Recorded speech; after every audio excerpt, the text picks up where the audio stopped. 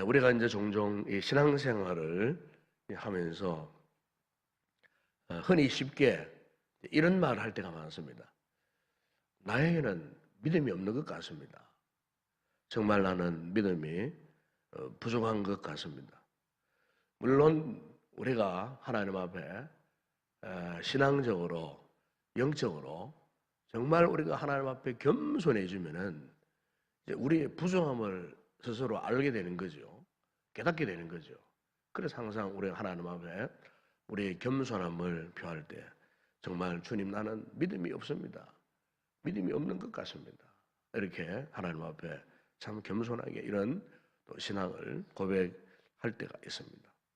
그런데 이렇지 않고 우리가 무작정 나에게는 믿음이 없다. 나는 정말 믿음이 없다. 라고 하는 이 같은 또 우리의 이 고백 속에는 이런 진단을 한번 해볼 필요가 있습니다. 과연 나에게 믿음이 없기 때문에 믿음이 없다고 하는가? 아니면 무엇 때문에 우리가 이렇게 스스로를 바라보고 이렇게 믿음이 없다. 이렇게 넋두리 비슷한 이런 핑계 비슷한 이런 고백을 하는가? 사실 우리가 이 같은 이 고백 속에는 우리의 영적인 자격지심이 작용을 합니다.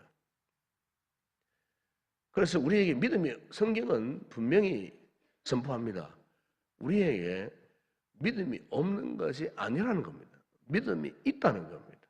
오늘 본문에도 사도 바울이 바로 이 부분을 우리에게 지적을 하고 있지 않습니까? 본문 마지막 하반절에 보게 되면은 하나님께서 각 사람에게 나누어 주신 믿음의 분량대로, 그래서요 오늘 우리에게는 그 믿음의 이 분량이 뭐 크든지 작든지 아니면은 얕든지 깊든지 어쨌든 하나님께서 우리에게 나누어 주신 믿음이 있다는 거예요.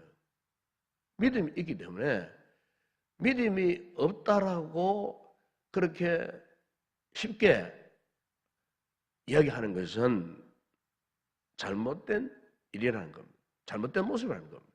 분명히 우리에게는 믿음이 있다는 거예요. 그런데 우리에게 분명히 하나님께서 이런 믿음을 주셨는데 그럼 왜 우리가 종종 이렇게 믿음이 없다고 하는가?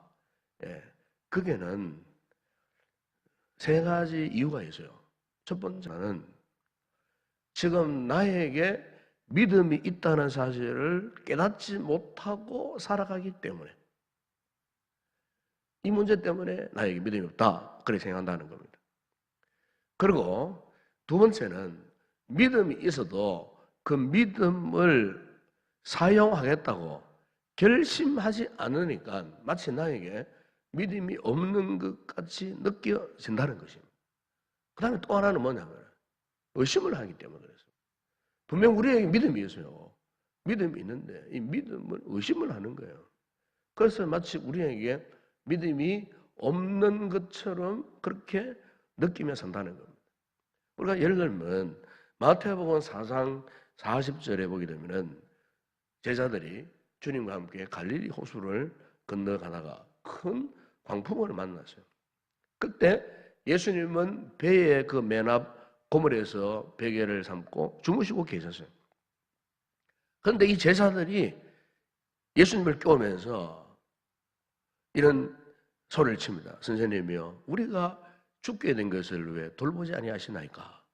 주님께 일어나셨어요. 그리고 바람과 바다를 향하여 잠잠하라, 고요하라 말씀하시고 평정을 회복하신 다음에 제자들을 둘러보시면서 이렇게 말씀하셨습니다. 너희가 어찌 이렇게 무서워하느냐? 너희가 어찌 믿음이 없느냐? 그렇게 말씀하셨어요. 여기에 예수님께서 제자들에게 너희가 왜 믿음이 없느냐 하는 것은 제자들에게 믿음이 없다는 그런 말씀이 아니었어요. 왜냐하면 이 제자들이 이미 예수님과 함께 동행하고 예수님과 함께 배를 타고 이 갈릴리 호수를 건너가는 것 이 자체가 이미 그들에게 예수님께 대한 믿음이 있었던 거예요. 믿음이 있었기 때문에 주님과 함께 동행을 했다는 거죠. 예수님께서 이 제자들 향하여서 너희들에게 전혀 믿음이 없다. 그런 의미로 그들에게 그렇게 책망을 했다는 것이 아닙니다. 이 엄밀히 말하면은 이런 말씀이에요. 왜 너희가 스스로 믿음이 없다고 생각하느냐? 그런 뜻이에요. 분명히 믿음이 있어요. 주님과 함께 동행하는 것 자체가 믿음 생활이잖아요. 우리 성도들이 이 새벽에 기도하러 나오신 것 자체가 믿음이 있기 때문에 나오신 거예요. 믿음이 없어보세요. 나오지 않습니다. 오늘 주일입니다. 그리고 예배를 드리러 이곳에 올라옵니다. 왜 올라오게 되겠습니까? 믿음이 있으니까 올라오게 되는 거예요. 믿음이 없는 자들은 절대로 올라올 수 없어요. 믿음이 없는 자는 하나님을 아버지라고 조차 고백할 수가 없어요. 믿음이 없는 자가 어떻게 예수 그리스도를 나의 구원자, 구세주로 고백할 수 있겠어요? 믿음이 있기 때문에 오늘 우리가 한결같이 예수 그리스도를 나의 구원자, 주님으로 믿고 고백하는 것 아니겠습니까? 그렇기 때문에 우리에게 믿음이 없는 것이 아니라는 겁니다. 믿음이 있다는 겁니다. 보통 이 만성 환자들의 이 90%는 왜 그들이 그 질병에서 벗어나지 못하느냐? 그 의사분들이 이런 이야기를 합니다. 만성 환자의 90%는 자신의 병을 두려워하는데 그 원인이 있다는 겁니다. 자기 병을 두려워하는데. 그래서 머리가 아파요. 근데 병원에 가보면은 아무런 병세가 나타나잖아요. 근데 머리가 아파 계속해서. 근데 그것을 두고 의사분들이 그런 이야기 합니다. 사람의 육체의 질병의 이 90% 이것은 정신적인 문제에서 나온다. 그런 이야기를 많이 합니다. 정신적인 연약함에서 육체의 질병이 이제 동반된다는 거죠. 정신적으로 강하면은 그 육체의 질병도 그것을 크더니 이겨낼 수가 있다는 거죠. 종종 그래서 우리가 이런 이야기를 많이 듣지 않습니까? 말기암 환자들 등등 이런 이야기를 많이 하지 않습니까? 여러분들이 말기암에 들어가면 다 죽느냐? 또 그렇지도 않다는 거예요. 그는 극한적인 상황 가운데서 그 암 세포를 이겨내고 또 회복하는 그런 분들도 많이 있더라는 겁니다. 왜 그래요? 강인한 정신력 때문에 그렇다는 겁니다. 이 정신력이 육체의 질병을 정복하고 그 한계 상황을 뛰어넘는 그와 같은 역사도 있더라는 겁니다. 여러분, 오늘 우리의 믿음의 문제에 있어서도 그렇습니다. 오늘 우리의 믿음에 있어서 자아상, 영적인 자아상을 우리가 확신하는 것은 정말 중요합니다. 우리의 영적인 자아상이 매일처럼 연약하고 부족하고 허약하고 맨날 우리가 이런 고백을 한다면은 우리가 절대로 우리가 하나님 앞에 건강한 믿음의 삶을 살 수가 없습니다. 스스로가 믿음이 없다고 해서는 안 된다는 것입니다. 왜냐하면 스스로가 믿음이 없다라고 이렇게 자격지심에 빠져 있으면은 우리는 그야말로 한없는 두려움, 염려, 걱정, 근심 속에 살아갈 수밖에 없는 것입니다. 마태복음 8장 26절에 보게 되면은 앞서 말씀드린 마가복음 4장과 동일한 사건이 거기 있습니다. 그런데 동일한 사건이지만은 여기서는 예수님께서 제자들을 향하여서 이렇게 책망하셨어요. 믿음이 작은 자들아. 앞에서는 믿음이 없는 자들아 그렇게 말씀하셨는데 여기서는 믿음이 작은 자들아. 그러니까 제자들에게 분명 그들에게 믿음이 있기는 있었다는 겁니다. 그러나 중요한 것은 뭡니까? 이 믿음의 이 정체성을 그들이 분명하게 소유하지를 못했다는 거예요. 바로 이 문제 때문에 그들이 염려하고 걱정할 수밖에 없다는 것입니다.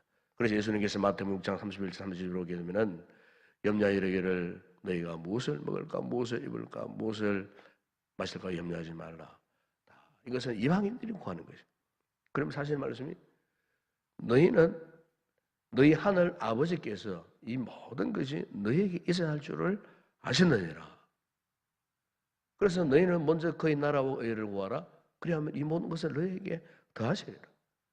바로 이 말씀도 우리에게 믿음이 있는데 믿음으로 하나님을 절대 의지하면은 하나님께서 반드시 우리의 인생의 모든 문제들을 해결해 주실 것이라고 하는 그 약속의 말씀을 지금 우리에게 하고 계시는 것입니다.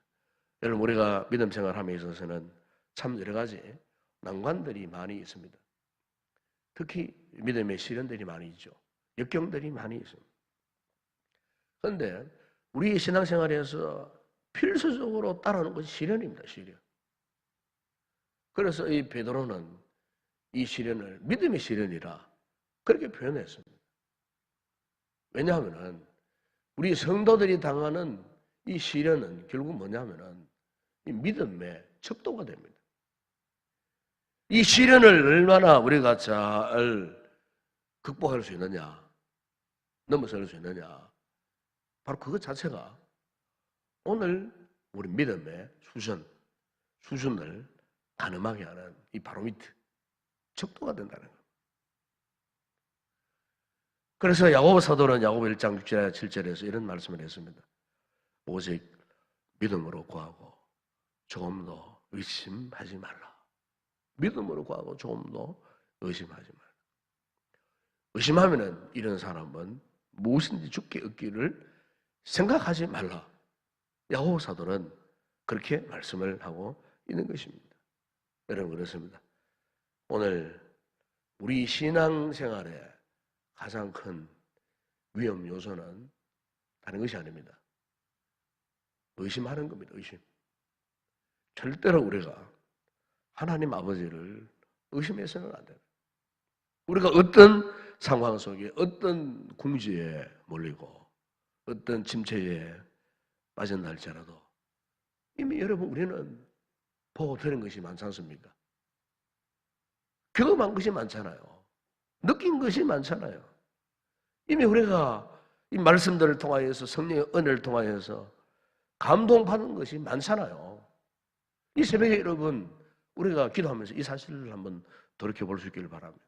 이미 하나님께서 우리 주신 은혜들이 얼마나 많은지 몰라요. 그래서 우리는 그 은혜를 다시 한번 기억하고 결코 더 이상 하나님을 의심하는 자리에 이르지 않도록, 그래서 우리 자신의 믿음의 영적인 이 자상을 다시 한번 새롭게 한번 확립해 볼 수 있는 그런 은혜가 우리 모든 성도들이 임하는 이 아침이 되었으면 좋겠습니다.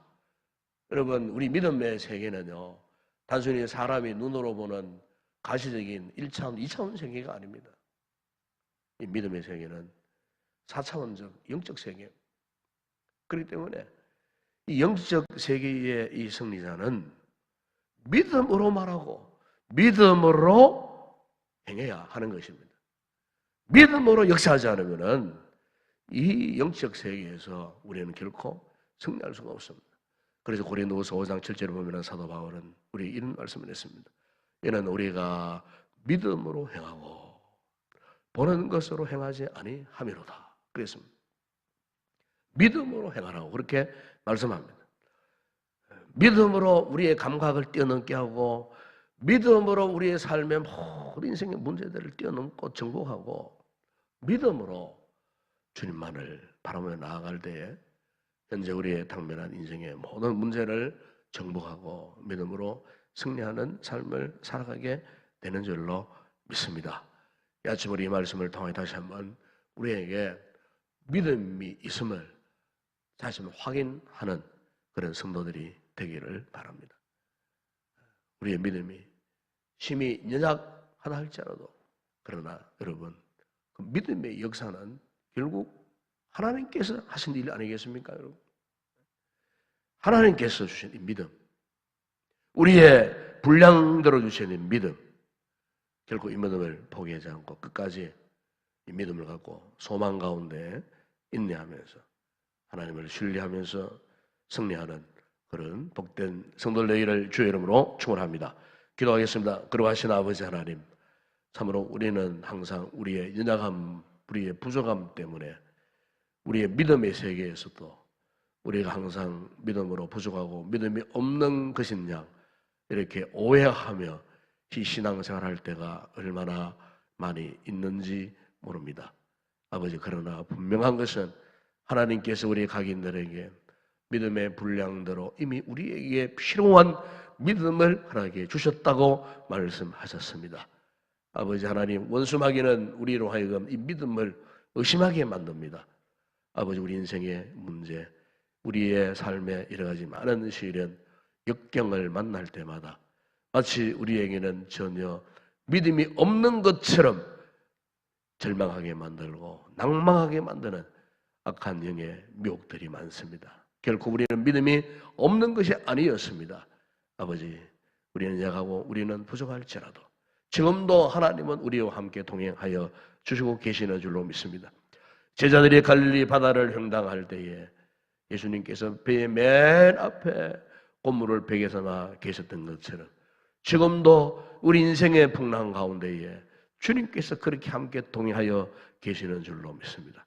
이 새벽에 우리가 이 믿음의 눈을 열고 이 믿음을 회복할 수 있는 그런 성도들이 되게 하시고, 오늘도 우리가 이 믿음으로 주님과 동행하는 이 복된 한날이 되어줄 수 있도록 우리의 일평생토록 이 믿음을 의심하지 아니하고 믿음의 분명한 확신을 가지고 승리하며 살아가는 우리 모든 성도들이 되어줄 수 있도록 은혜를 베풀어 주시옵소서.